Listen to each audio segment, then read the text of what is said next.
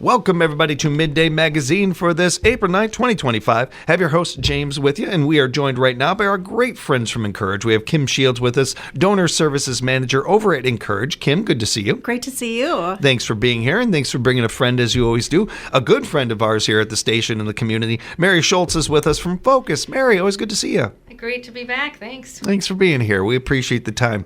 Right out the gate, always like to send a big shout out and appreciation to Encourage, investing in our community, putting into our community as much as you guys do over there. And a gigantic thank you to Mary and all the people involved at Focus. We literally putting into our community and helping the betterment of our community every day, everything you guys do. To start off, before we dive into and put the spot on Mary and ask her all these hard questions, Kim, we got some exciting news over at Encourage we wanted to mention. Absolutely. We are so pleased to share that we have 3 new board members. So Encourage's board has grown from 4 to 7. As of yesterday, we had our first board meeting. So our new board members are Stephen Hittner, who was just, on air. That's awesome. Ben Jostin and Sue Mitchell.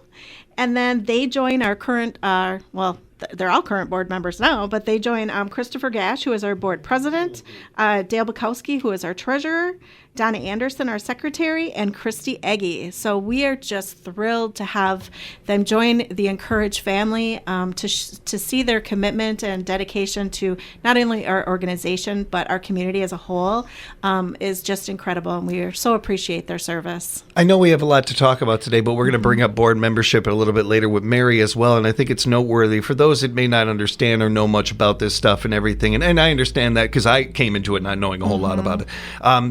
This is a positive for Encourage, for our community. Not only is it positive for Encourage to bring in more different opinions and different angles on things, but it shows that the work being done over there, you don't add members if you're not doing good work. Right. I think that is the most simple way I can put it and everything. So that is a positive for our community and for Encourage. That's really cool to hear. Absolutely. We're so thrilled to have them join us.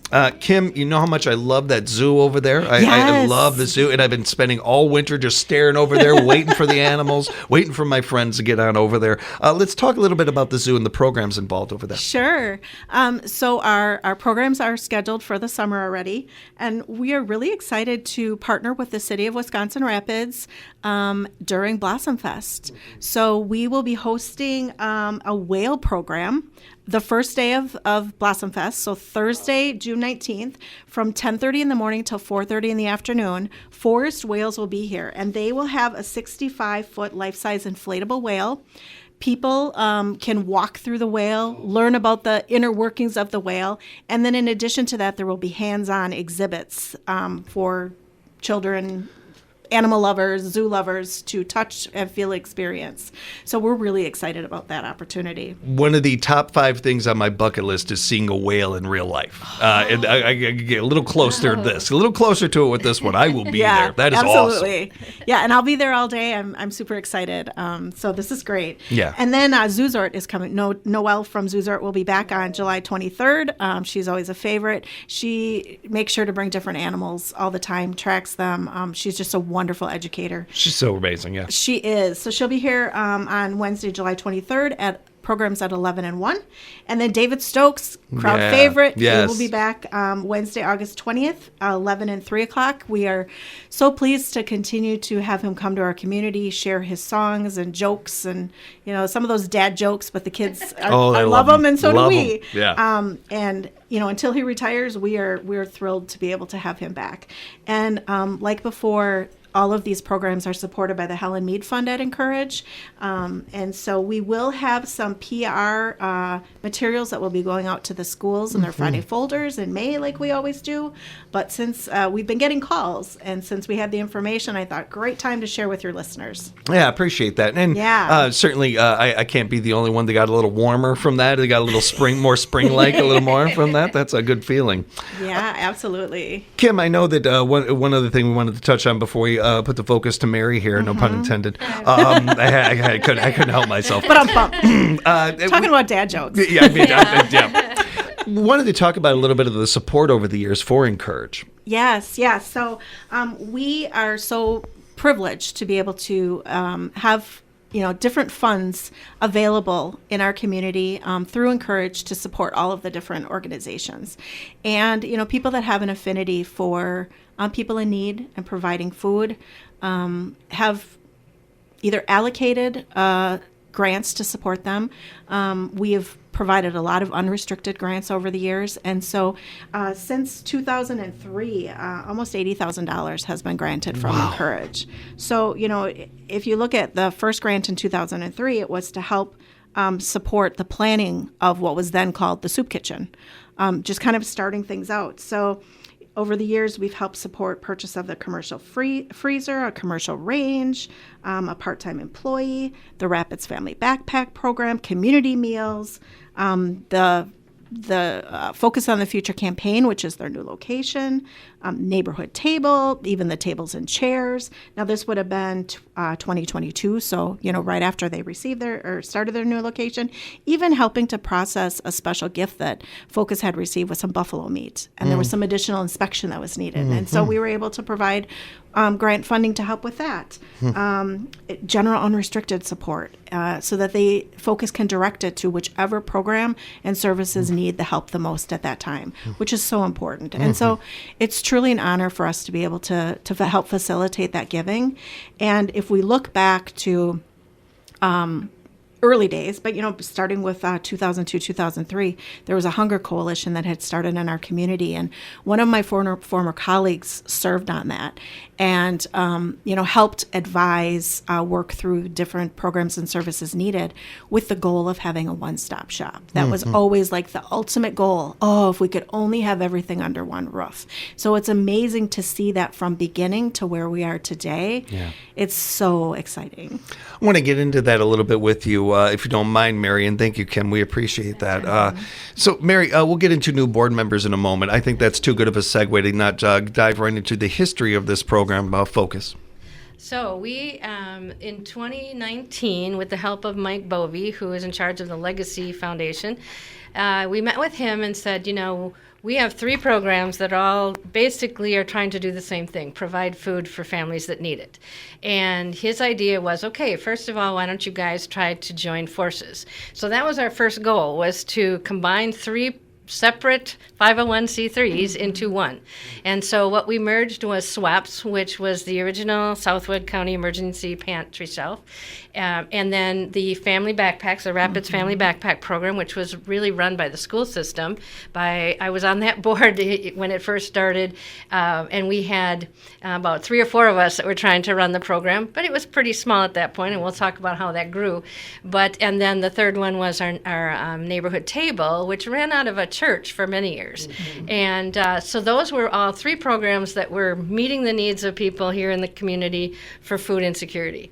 And so we did. It took us about a year, but we worked through all the heartaches and having to get past, but this is how we've always done it, and these are people that have been here since the beginning, and now we're changing, and change is hard for people that have been invested for a long time, but we were able to do that. And then Mike said, okay, now that you are one organization, you need to be in one place. So then we started trying to find a place in Wisconsin Rapids that would hold all 3 programs. That took us a while. We looked at a number of different places in town, and thank goodness Mark Sparhawk came along and said, I'm buying the old Renaissance building, why don't we work together? And so we actually rent from Mark. And we got a great grant from the Legacy Foundation at that time to go ahead and transform half of that building. So that was a huge undertaking, but it's been great. We were at the old building when that became official, and I said it on the air there, and I will say it forever. Whether Sparhawk advertises with us or not, I will shout them out every chance I get because of that move. That is everything we do around here, and we talk about around here about buying local, supporting local, investing in your community.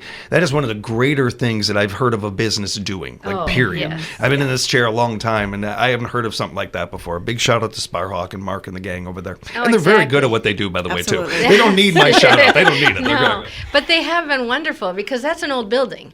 And so when you talk about moving a food pantry, and there's one thing, but then you talk about moving a meal program, which requires a lot of upgrading, and the restaurant had to be upgraded, the plumbing had to be upgraded. It was a huge undertaking. And Mark has been so helpful in anything that he could do as the owner of the building to also be able to assist when we needed help with those big projects that weren't always in our budget. I mean, we had sewer backups, we had to cancel a few meals and hand out pizzas because of some sewer backups a couple of times. So, we've had issues, but we've worked through all of them, and it's the location may not be the best for everybody in town because it's not centrally located. It is on the west side, but most of our people seem to have still been able to find us, which is great. So we now have, and we also moved the backpack program over. So instead of it being at East Junior High, it is now, we have its own little room in the back of the pantry. I shouldn't say little because we have a storage room where they put the backpacks together, but we also have a lot of shelving for them to be able to keep their supplies. So it's been great, and we'll talk a little bit more later as you get into it, but the advantages of having all three under one roof. Yeah, that's right where I want to go coming up here, but I do want to just add real quickly, and I've been honest with the audience from the very beginning and everything. This is one of the more older and more passionate causes for me, and how what this means to me from a young age, and where I grew up. This was an issue, and I saw it every day. Dealt with it, my family and I. And when it comes to one of the things that comes with this building, and some of those factors that you mentioned there, Mary, dignity. Which is something that I think that gets a little lost in the shuffle, and understandably, because there's a lot of important things to talk about and cover with this subject, wherever you're coming to it, whether you need food or hunger, or you're somebody that wants to help people with that issue. But I think it needs to be said, because there's a dignity that Mark, that you, Mary, that even Encourage have really helped our community with when it comes to this subject. The idea of it's rough enough to ask for something, and anybody, all of us Midwesterners know how hard it is for us to ask for anything. It's hard for us to ask what time it is from somebody, let alone asking for food. To be able to add dignity to this, to be able to keep your head up when you're accepting these things and stuff, which you should. There's no reason to have your head down. Oh, exactly. It is a hand up, not exactly. a hand out. Exactly. And I'm so proud of this community, the work that's being done on this subject when it comes to that. It wasn't always the case. I can't speak for around here, but where I came from, it wasn't always the case. Here's your food, but you better have your head down when you're taking it, kind of thing. I am appreciative of where we have come with this on society. And honestly, it kind of had to get this way, because whether we're talking to the United Way about the Alice Report or whatever, I think it's very common knowledge now, or becoming more common knowledge, of how thin of a line it is between people that need help and don't. Oh, exactly. And I'm glad you brought that up, because we really do consider ourselves a family at Focus. When we have our meals on Thursday night, we celebrate birthdays. We just had one of our fellows who turned 96. And I mean, we put a birthday cake with a candle. I mean, we try to really recognize that we are part of a family. If somebody's having surgery, we take a minute to just pray for them a little bit, or just think about them. And as people come in, I mean, that is part of our mission statement, is that we want to provide these things, but we provide them with dignity and respect. That is definitely on the forefront of our mission statement. We are speaking with Mary Schultz from Focus and Kim from Encourage. And Mary, when it comes to the programs, the services available over there, we're going to touch on that a little bit. Okay, so we do have the three programs under our roof. So I'll talk about each one a little bit, because I think the numbers are staggering when we look at what we've been able to do in this community. So even if we just start with the pantry, we typically serve, and this number is really amazing, about 18,909 families last year, or individuals were served last year. We average about 600 households a month. And so that averages out to, on a typical day, we run anywhere between 30 and 50 families typically. Our highest was 72 in one day. So that's approximately 1,600 individuals every month that are coming for the mobile pantry. And as you can probably guess, the number keeps rising. We continue to have new families coming in all the time. We do lose a few. We have a lot of people that come to the area for work. and then they maybe leave. But those people have nothing when they come here. They come specifically for a job. They maybe, the place they're working maybe gives them a place to live, but then they're on their own for everything else. So they will come in sometimes like, we have nothing. We don't have anything. So we are able to help those kinds of families. So they may not stay long, but while they're here, they are under our roof, and we try to help those people. So we did drop our hours a little bit because we've cut our employee numbers, a lot of it because of budget, and we needed to do some changing. So we are now open only 4 days a week. We're open Monday, Tuesday, Thursday, Friday. And we were worried that might affect our numbers, but so far the people have adjusted well, and it's helped us out to be able to use Wednesdays as a stocking day, Wednesday to have things like the hygiene drive brought in, where we can use time when clients are not there, and we can get some of those big projects done. So that's been a huge, I think, advantage to us. So while we cut a few hours out of the week, it really hasn't affected our numbers, and people are still coming. And on that stocking day, is it true that like everything the shelves are being emptied? So it is so vital to have that full day for stocking now, right? There are things that we run out of. Yeah, I wouldn't say we lose everything, right? But we definitely have things that we do run out of. And we hate to do that, so we try to look at what our numbers are at the beginning of the day to adjust so that we know how much to give to everybody, because we don't want that last family to not have things. So, but there are times when we do run out of things, and we have to wait till the next day to stock up again. That's amazing. So our pantry, we have some great donors. There are a number of the organizations in town that do support us.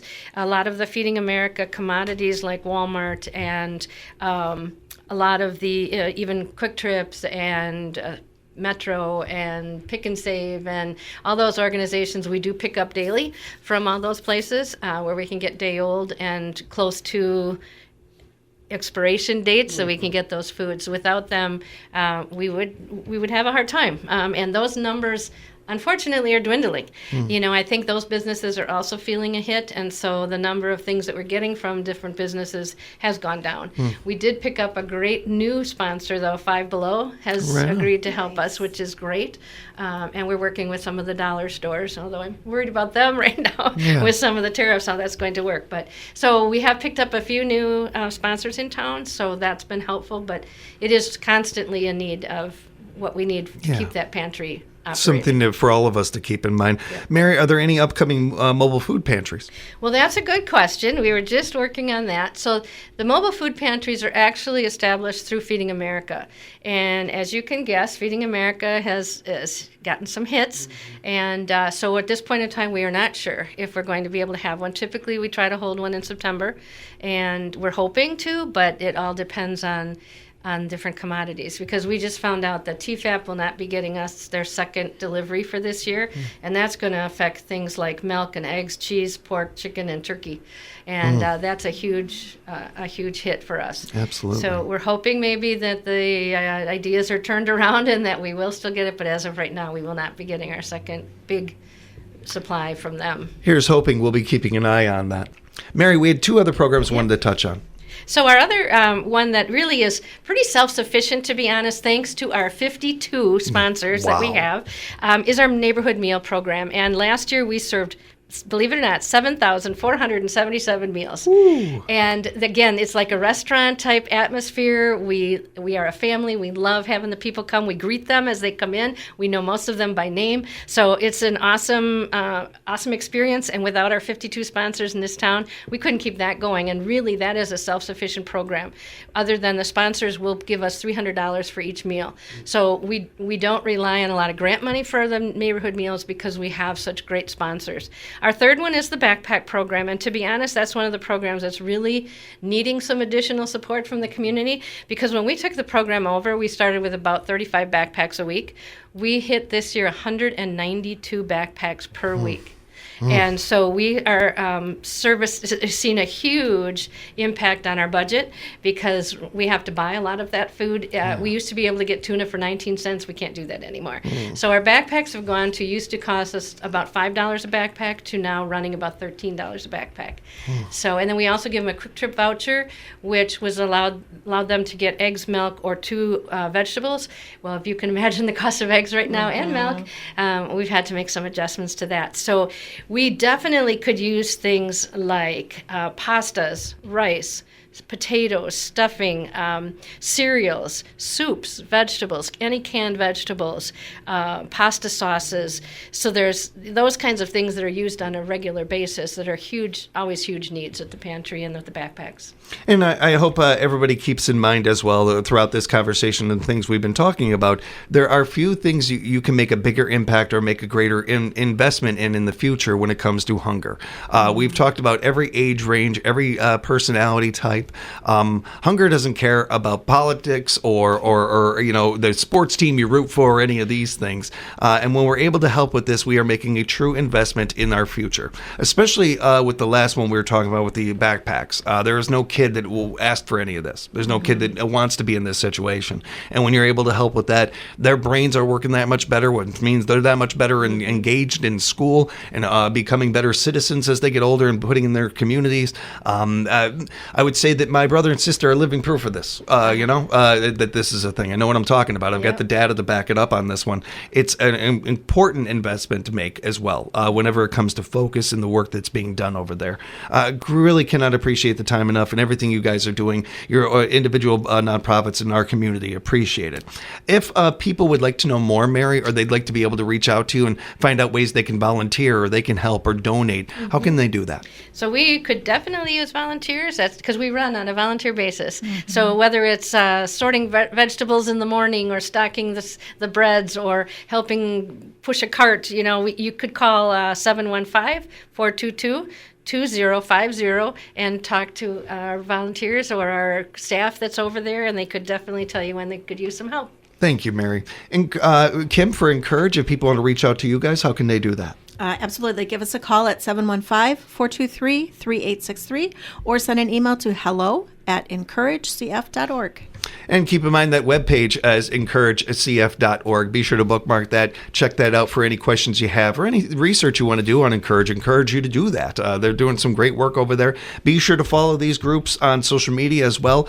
Share their posts on your page. You just never know who might see it that wouldn't otherwise. And again, from not just from me, but from the community, we appreciate you guys. Thank you so much for the time today and for everything you do. Thank you. Thank you for the time as well. We appreciate you guys listening. Thanks out there. We'll be back with more Midday Magazine for you right here at 97.5 FM, 1320 AM, WFHR. We are locally grown radio.